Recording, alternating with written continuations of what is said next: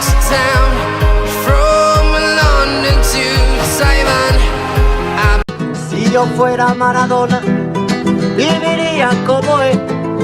Si yo fuera Maradona, frente a cualquier portería. Si yo fuera Maradona, nunca me equivocaría.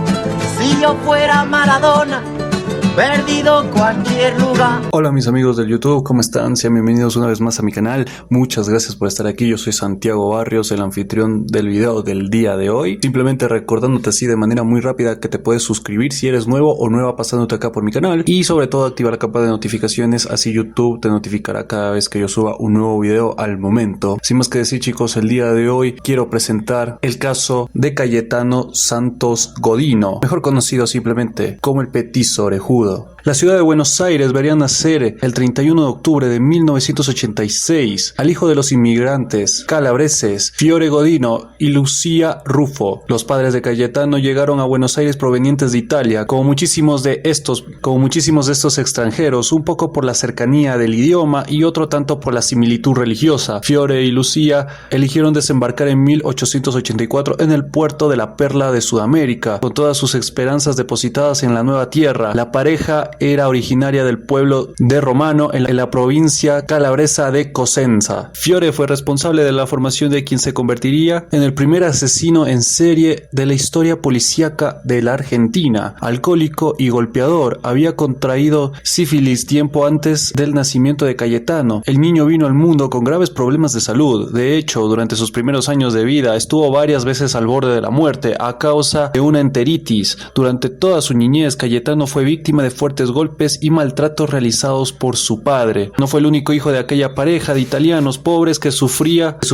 de graves enfermedades. Su hermano Antonio era epiléptico y además, siguiendo el mal ejemplo de su padre, se convirtió en un bebedor irrecuperable, y más tarde este se sumaría a Fiore en los castigos aplicados sobre su hermano menor. La niñez de Cayetano Godino transcurrió en la calle vagando. A partir de los 5 años concurrió a varias escuelas, de donde siempre fue expulsado por su falta de interés en los estudios y su comportamiento rebelde. El escenario en donde varias veces mientras salía a la calle vería los terrenos baldíos de los barrios de Almagro y Parque Patricios como un lugar ideal para hacer sus crímenes lentamente. Por entonces era una zona bastante singular para poder tomarse descansos y esas cosas, y también para pasar un rato sin que nadie sepa en dónde esté, pero también era un lugar poblado por paisanos y extranjeros. Continuando con su historia y con sus años de crecimiento, el 28 de septiembre de 1904, cuando Godino contaba con apenas 7 años,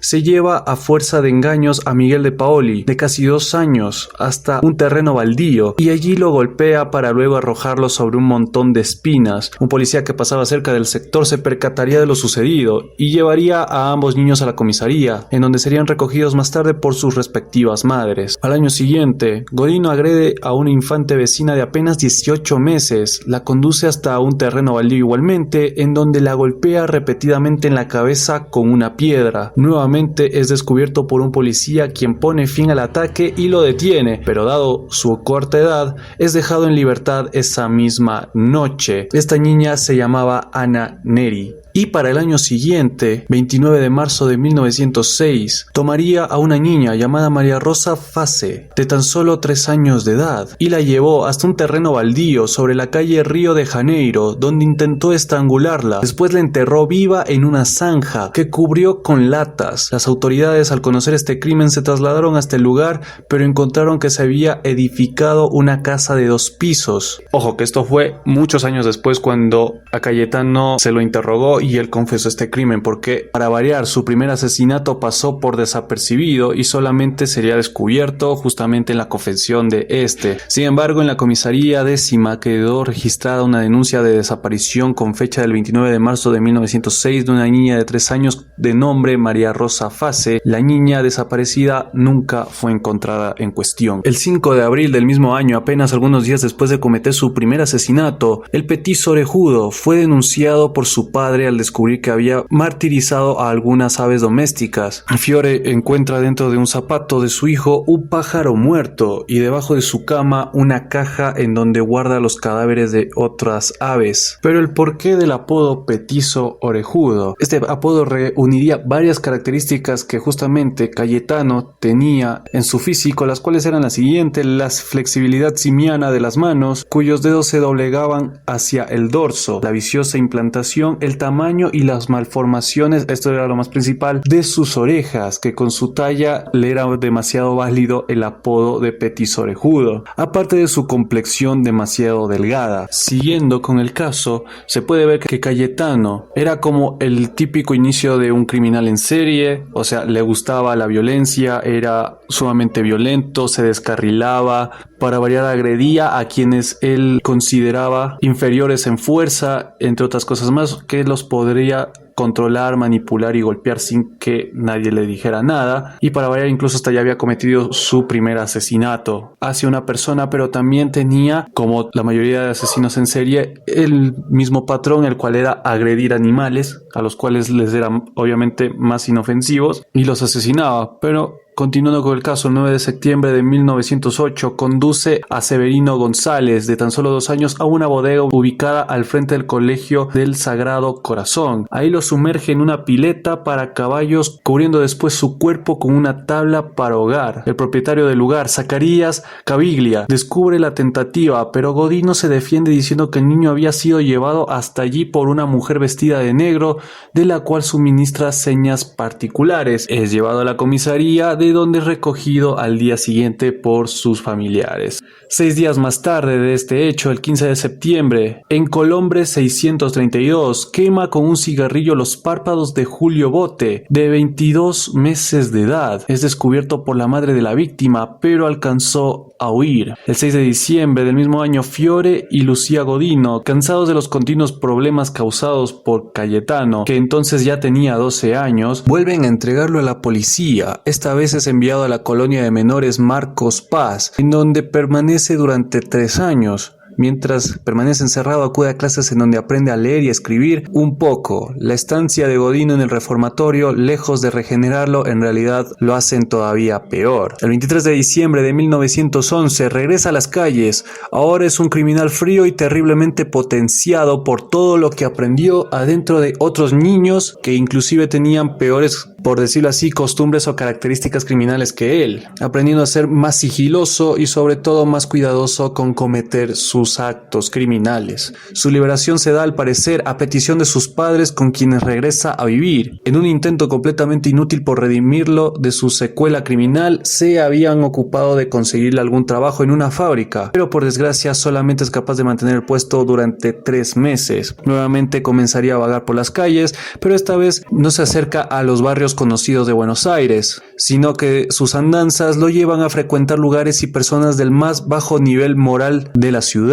Asimismo, comienza a sufrir fuertes dolores de cabeza que se traducían en ganas de asesinar, sobre todo después de tomar alcohol. El 17 de enero de 1912, Cayetano, quien ya es conocido en las calles con el sobrenombre que lo llevó a ser conocido en la posteridad, el Petiso Orejudo, se introduce en una bodega de la calle Corrientes y da rienda a otras de sus grandes pasiones: el fuego. El incendio que provoca tarda 4 horas en ser sofocado por los bomberos, y después de su arresto declararía lo siguiente, abro comillas: me gusta ver trabajar a los bomberos, es lindo ver cómo caen en el fuego, cierro comillas. Continuando con el amplio historial criminal del Petiso Orejudo, el 25 de enero de 1912 se denunció la desaparición de un menor de 13 años. Al día siguiente se descubrió el cadáver en una casa puesta en alquiler en la calle Pavón. El cuerpo fue descubierto golpeado y semidesnudo, con un trozo de cordel atado alrededor del cuello. Las investigaciones no conducen a ningún lado, y después se reveló la identidad del joven, el cual era Arturo La Aurora. El 7 de marzo del mismo año, 1912, Godino prendió fuego a la ropa de una niña de 5 años. La pequeña falleció tras 16 días de agonía en el Hospital de Niños de Buenos Aires. Su nombre era Reina Bonita Vainikov. En los meses siguientes de 1912, Godino causa 2 incendios más que son controlados fácilmente por los bomberos sin que produzcan víctimas mortales. El 24 de septiembre de 1912, mientras trabaja en una bodega propiedad de Paulino Gómez, Godino mata de 3 puñaladas a una yegua y no fue detenido por falta de pruebas. Apenas unos días después de este hecho, prende fuego a la estación Bale, ubicada en las actuales calles Carlos Calvo y Oruro, propiedad de la compañía de tranvías Anglo-Argentina. El incendio igualmente fue controlado por los bomberos. El 8 de noviembre de 1912, Godino convence con engaños a Roberto Russo, de 2 años, para que lo acompañe a un almacén en donde presuntamente le compraría unos caramelos. Lo lleva hasta un terreno donde se cosechaba alfalfa, a pocas cuadras, en donde le ata los pies y procede a ahorcarlo con un trozo de cuerda que usa para atarse los pantalones. Son descubiertos por un peón del terreno, quien los entrega a las autoridades. Cayetano Godino declaró que había encontrado atado al niño y lo estaba rescatando cuando fueron descubiertos, y fue liberado por falta de mérito. El 16 de noviembre de 1912, en un terreno baldío situado en las calles de Anfunes y Chiclana, intenta golpear a Carmen Gitone, de 3 años. Un vigilante hace acto de presencia y Godino consigue escapar. Días después de este incidente, el 20 de noviembre, se lleva de la esquina de Muñiz y San Juan a la niña Catalina Naulener, de 5 años de edad, buscando asimismo un terreno baldío por la calle Directorio, pero antes de encontrarlo, la menor se resiste a seguirlo. Godino se descontrola y la golpea. El dueño de la casa, ubicada en San Juan 78, interviene y Godino lograría huir de nuevo. El 3 de diciembre de 1912, su víctima, de apenas 3 años de edad, Gesualdo Giordano, salió como todas las mañanas después de desayunar con sus padres de su casa ubicada en la calle Progreso 2185 para reunirse con sus amiguitos a jugar. Esa misma mañana, a pesar de los acostumbrados gritos de su padre,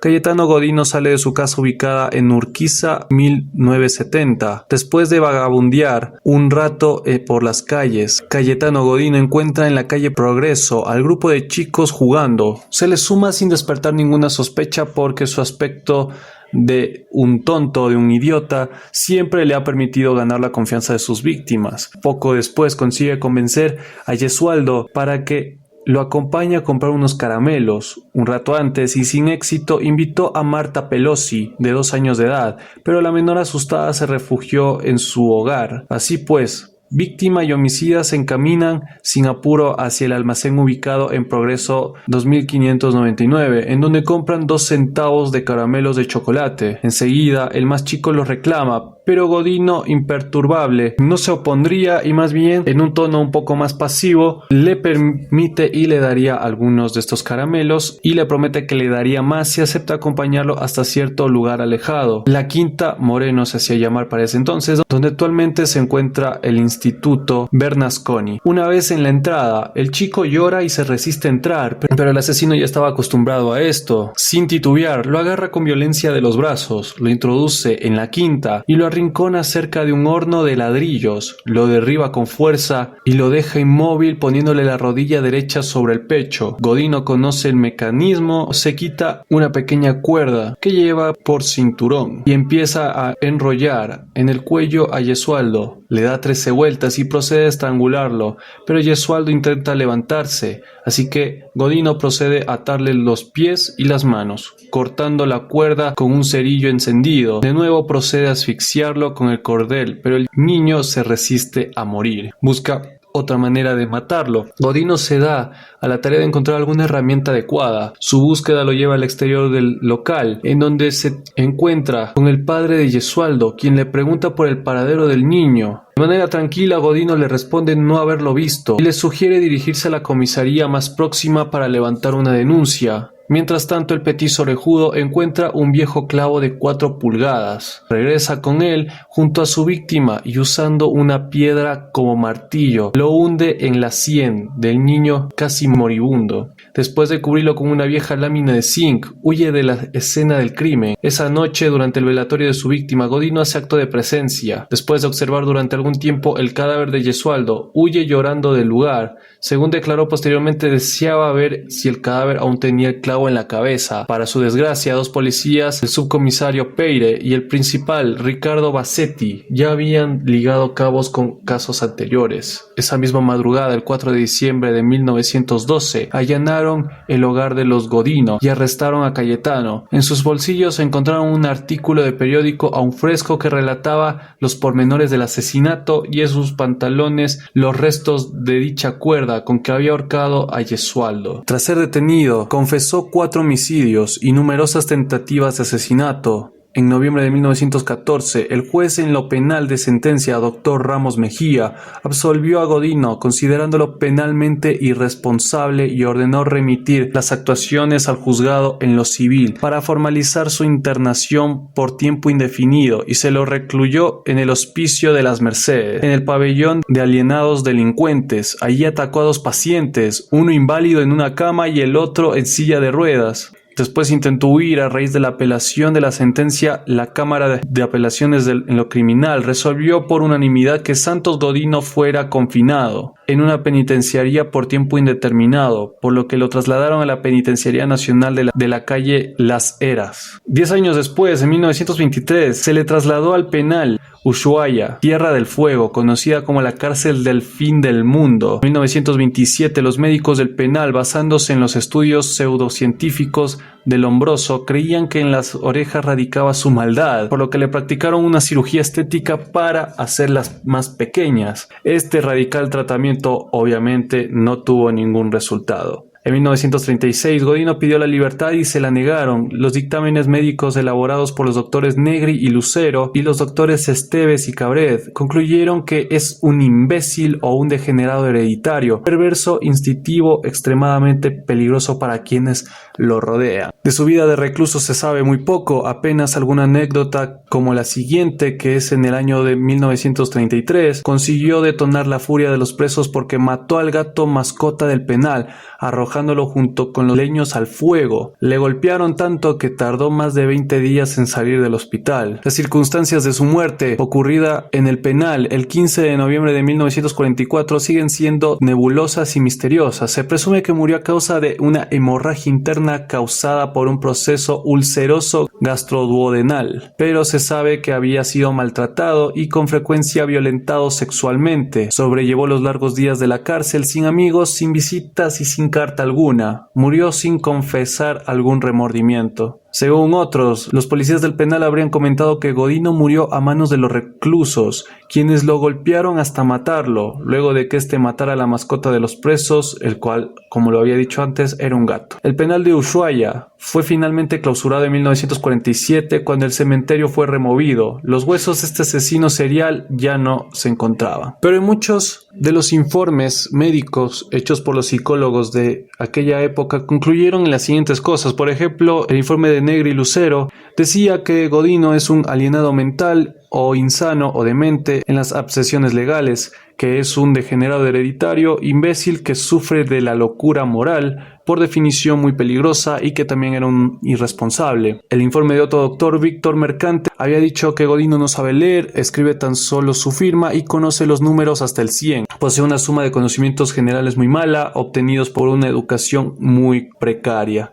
Es un tipo absolutamente inadaptable a la escuela común, solo con educación individual hubiera podido alcanzar algún éxito, se ha desenvuelto en un medio desfavorable a la formación de una conducta correcta, priman en él los instintos primarios de la vida animal, con una actividad poco común, mientras que los sociales están poco menos que atrofiados. Es un tipo agresivo, sin sentimientos e inhibición, lo que explica su inadaptabilidad a la disciplina didáctica. El informe de Ernesto Nelson había dicho que Godino es un caso de degeneración agravada por el abandono social del cual ha sido víctima y que por lo tanto no puede hacerse responsable de sus crímenes, aun cuando su libertad sería muy peligrosa. El informe de Esteves Cabret habría dicho que Cayetano Santos Godino se haya atacado con alienación mental, reviste la forma de imbecilidad, que esta imbecilidad es incurable, que Godino es totalmente irresponsable de sus actos, que presenta numerosas anomalías físicas y psíquicas, que carece de condiciones para el trabajo disciplinado, que tiene noción de la responsabilidad de sus actos, lo cual se observa en muchos alienados, que es un impulsivo consciente y extremadamente peligroso para los que lo rodean,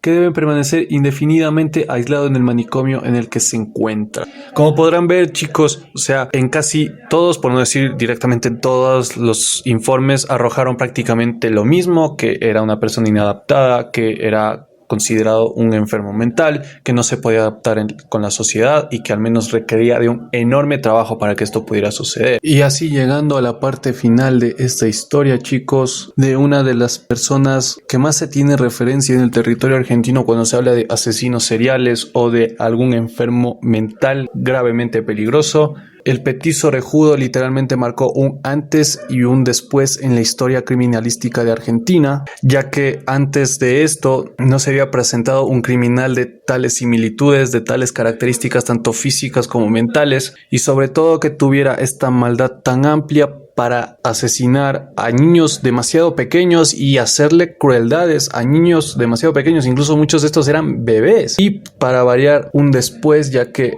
literalmente, en cuanto a lo que se refiere a asesinos seriales en Argentina, este es uno, por decirlo así, entre comillas, más representativos de la misma nación por la crueldad, por lo que hacía, por cómo actuaba, porque literalmente no solamente se conformaba con asesinar, sino que también incendiaba lugares, le gustaba que muchas personas sufrieran, tal vez tratando de hacer sentir a los demás el sufrimiento interno que poseía por la infancia que llevó, por lo mal que lo maltrataba su padre, por lo mal que lo trataba su familia, o porque tal vez simplemente, entre comillas, era incomprendido ante los ojos de la sociedad. A tal punto también marcó un hecho, ya que en el año 2007 se hizo la película El Niño de Barro, dirigida por Jorge Algora, que es una representación de la historia de este mismo, del Petiso Orejudo, y que para variar, cuando se dice ese apodo en Argentina, tiene un sobrenombre más allá de afecto o de amistad con las demás personas que son de allá, sino que también cuando se dice este apodo es obvio que te viene a la cabeza, si eres argentino, este asesino. Por eso digo, marcó un antes y un después y es parte de la historia criminal de Argentina. Y eso, chicos, simplemente diciendo que es un caso demasiado interesante, es que es un caso que marcó un antes y un después. Y simplemente eso, chicos, espero les haya gustado el video, me ayudarían bastante con su enorme like si les gustó el mismo. Si eres nuevo o nueva en mi canal, puedes suscribirte y activar la campana de notificaciones, eso me ayudaría muchísimo y sobre todo me sigue ayudando a motivarme a seguir haciendo esta clase de videos. Comenta en la caja de comentarios qué es lo que opinas de este caso,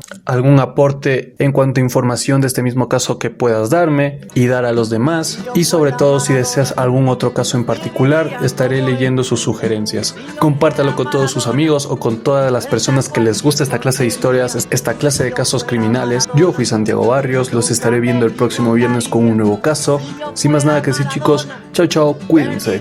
Cualquier lugar, la vida es una tómbola, de noche y de día. La vida es una tómbola, y arriba, la vida es una tómbola, de noche y de día. La vida es una tómbola, y arriba, si yo fuera Maradona, viviría como él. Mil cohetes, mil amigos, los que vengan 1000%. Si yo fuera Maradona, saldría a Mondovisión para gritarles a la FIFA que ellos son el gran ladrón.